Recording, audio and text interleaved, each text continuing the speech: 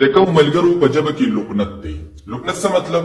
د ژبه خبرې چې کوي تاسو بعضې ملګري په خپل خاندان کې رشته دارانو کې ملګرو کې لیدلي ژبه کې تتوالی وي، ژبې انخلي. څه کېږي؟ ژبې انخلي چې خبرې کوي نو یا سبق تلاوت وي په هغې کې ژبه انخلي. دا مشکلات ډېر زیات وي، پریشانه وي، کور کې هم پریشانۍ وي. ماشومانو به کوم ماشومانو چې ژبې انخلي نو د هغوی بیا په ژبه څوک نه پوهېږي، کور کې چې خبره کوي نو په هغې باندې هر سړی نه پوهېږي. دا مسلې ډېرې وي. نو داسې زبردسته د ګارنټۍ وظیفه در کوم. زه تاسو ته یم، زه تاسو ته اکو بکو سرسندکو غوامې لاړه پترفکو دا قصې درته نه کوم. زه تاسو ته دومره سپیشل ازمودن په دې زما تجربه شوې ده چې چاته مې ورکړي، ما سره وایسونه پراته دي الحمدلله، هغوی ډېره شکریا ادا کړې ده او وایي چې ماشاءالله د پلانکي شاګرد ژبه مې انخطا الله ټیک کړه. څوک وایي زموږ د بچو ژبې انخطي الحمدلله ستاسو وظیفې سره ټیک شوه. نو زه هغه وظیفې در کوم. خو برای کرام زه همیشه خپل ویډیو کې ځکه دا وایم چې تاسو بل مسلمان ته نه رسوئ، تاسو خیرخوا نه جوړیږئ، نو زه بیا ستاسو خیرخوا نه جوړیږم. چې تاسو بل مسلمان ته رسوئ، د بل مسلمان خیرخوا یې، نو زما بالکل تاسو ته اجازت وي. یو خو به هر مسلمان ته ورسوئ. دویم دا چې د الله نوم لیکئ، زما نوم مه لیکئ. د الله نوم په کمنټس کې لیکئ چې دا د قیامت په ورځ تاسو د ګوتې ګواهي ورکوي. تاسو به نه خو دا کمنټس په دې کې موجود وي. دویم دا ٹھیک شو. نو طریقه کار د ټول خیمه په ځان په طریقه پوهیږئ چې کوم صورت به وایي، څو ورځې به وایي او څنګه به وایي. ٹھیک شو. نمبر 1 دا. او دویم دا چې هر مسلمان ته ورسوي چې نه رسوي خبا ایله فاکه خبره کوم اجازه پنه تاسو یو شل پیډیو کې دا به کار نه کوي. الحمدلله تاسو به تجربه وکړئ.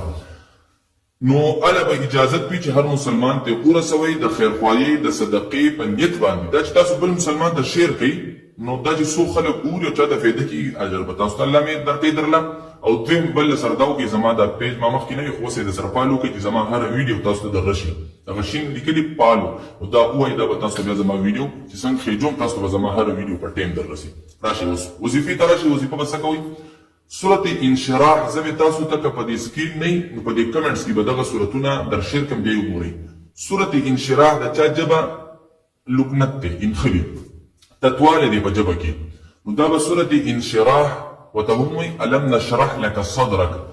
دا وارده دا سورت په 41 پیرې د ورځې وایي چې څه ټایمې په ورځ کې وایي دا ورسره شرط نشته. 41 پیرې څو 41 پیرې به دا سورت وایي. او بل په 14مه سپاره کې آیاتونه دي قال رب اشرح لي صدري ويسر لي امري واحلل عقدة من لساني يفقهوا قولي. دې ځای پورې دا آیاتونه به هم 41 پیرې وایي.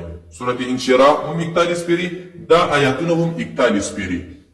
په دې به اوبه دموئ او هغه چا چې د کم ماشوم دی یا غټ دی ژبې تتوالی کې ژبه کې لکنت دی انخلي هغوی ته بیا ورکوئ سکي به. ټیک شو. دا عمل به څو ورځې کوي؟